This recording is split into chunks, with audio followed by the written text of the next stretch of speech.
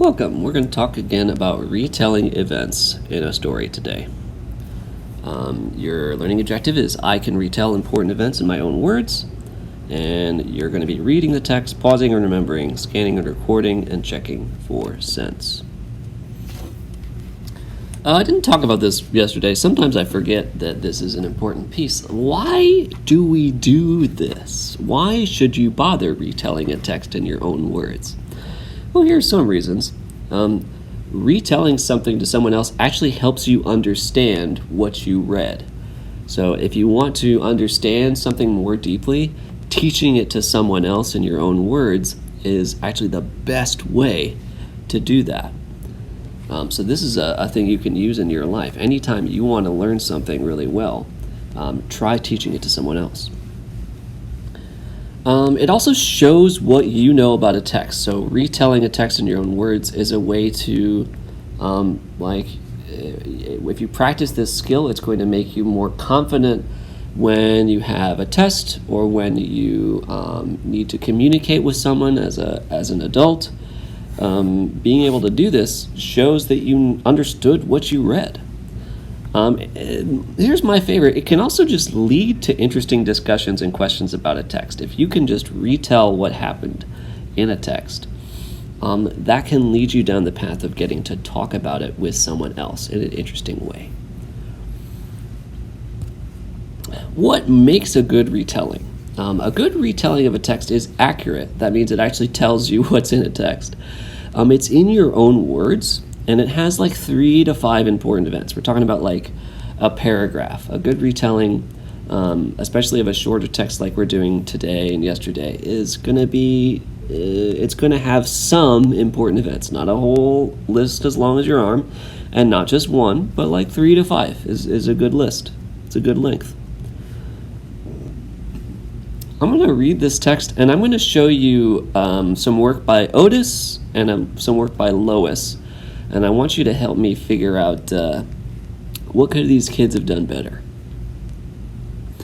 The house on Egypt Street became frantic with activity as the Tulane family prepared for their voyage to England. You'll remember that the Tulane family is packing up and getting ready to get out of town and go to England. They're moving there for a little while. Edward possessed a small trunk, and Abilene packed it for him, filling it with his finest suits and several of his best hats and 3 pairs of shoes, all so that he might cut a fine figure in London. Before she placed each outfit in the trunk, she displayed it to him. "Do you like this shirt with this suit?" she asked him. Or, "Would you like to wear your black derby? You look very handsome in it. Shall we pack it?" And then, finally, on a bright Saturday morning in May, Edward and Abilene and Mr. and Mrs. Tulane were all on board the ship, standing at the railing. Pellegrina was at the dock. On her head she wore a floppy hat strung around with flowers. She stared straight at Edward. Her dark eyes glowed. "Goodbye," Abilene shouted to her grandmother. "I love you." The ship pulled away from the dock. Pellegrina waved to Abilene. "Goodbye, lady," she called. "Goodbye." Edward felt something damp in his ears. Abilene's tears, he supposed. He wished that she would not hold him so tight. To be clutched so fiercely often resulted in wrinkled clothing. Finally, all the people on land, including Pellegrina, disappeared. Edward, for one, was relieved to see the last of her.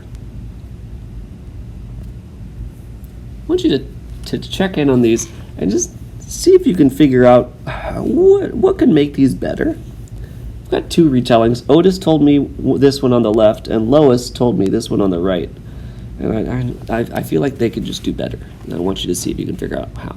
Otis says, "The house on Egypt Street became frantic with activity as the Tulane family prepared for their voyage to England. Edward possessed a small trunk, and Abilene packed it for him, filling it with his finest suits and several of his best hats and 3 pairs of shoes, also that he might cut a fine figure in London."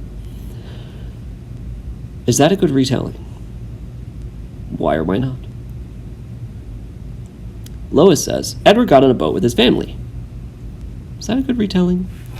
Why or why not?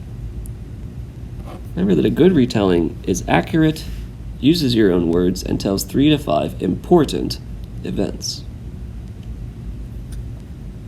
So Otis, what he's done here is he did not use his own words. He just wrote down what what the text said. I had a few students who just wrote out word for word what the text was.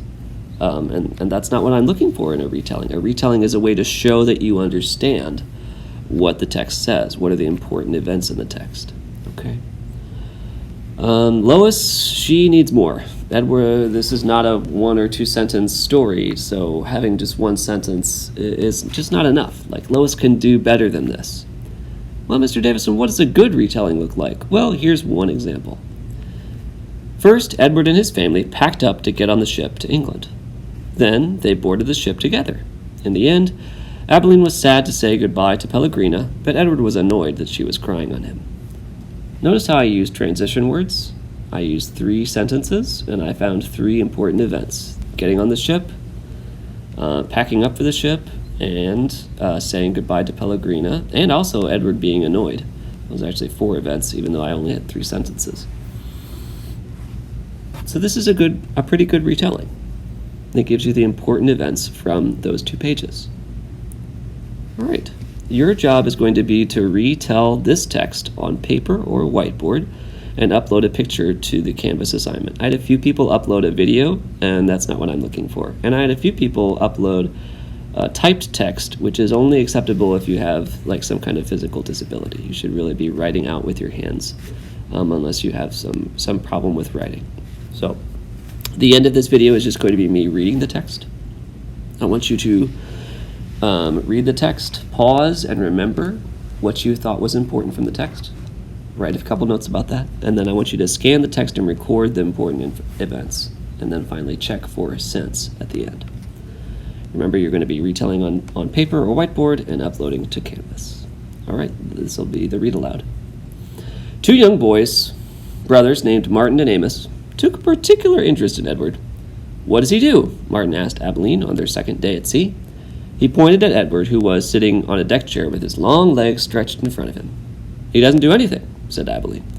"Does he wind up somewhere?" asked Amos. "No," said Abilene, "he does not wind up." "What's the point of him, then?"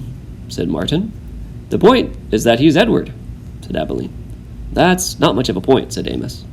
"It's not," agreed Martin. And then, after a long, thoughtful pause, he said, "I wouldn't let anybody dress me like that." "Me neither," said Amos.